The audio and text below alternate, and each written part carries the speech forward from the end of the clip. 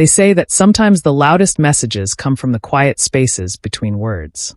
In the latest chapter of the long-running feud between Nicki Minaj and Cardi B, what's happening is loud, full of deleted tweets, jabs about album sales, personal allegations, and fan warfare. But beneath the noise, there's a story about rivalry, identity, and the weight of public life. A clash resurfaces.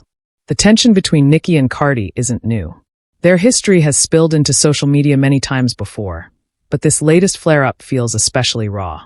According to Rolling Stone, Minaj posted a string of tweets, which she later deleted, aiming barbs at Cardi's album performance.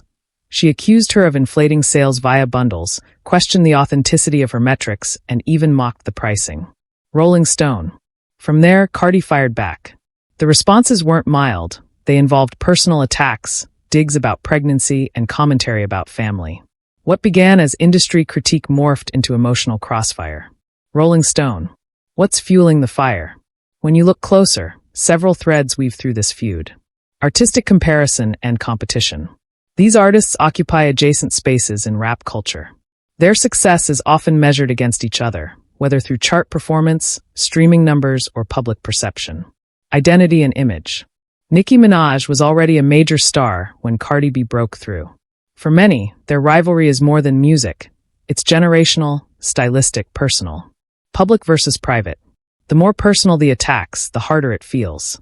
Bringing in pregnancy, children, or family cheers up the stakes, turning what could have been a business critique into something deeply personal. The human side, pain, pride in place. It's tempting to view this as just another celebrity clash. But if we look through a more compassionate lens, we also see vulnerability. Pride that wants defending, pasts that demand telling, wounds that haven't healed. When someone attacks your integrity, your motherhood, your values, it cuts deep. And when you're in the public eye, you're forced to answer on a stage you didn't sign up for. Both artists have fans, pressures, and expectations. They balance performance with self-preservation. Their voices are amplified, yes, but so are their insecurities. Fallout, fans, and the culture around it.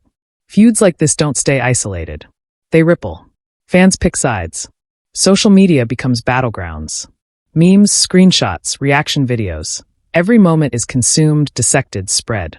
Some people will rush to take sides. Others will raise concerns about how personal this has become, especially when children or deeply private matters are invoked. And for each barb thrown, there's always the question: how much is performance, how much is real? Where's the line between conflict as art and conflict as harm? What this feud reminds us: art and ego are entangled. Especially in arts like rap, where self-assertion is part of the craft, disputes are rarely just personal. They're also musical statements. Public life demands emotional armor. Every mistake, every misstep is magnified. People lean in and take sides. It's a high-pressure space. Words have weight. When you criticize album sales, that's one thing.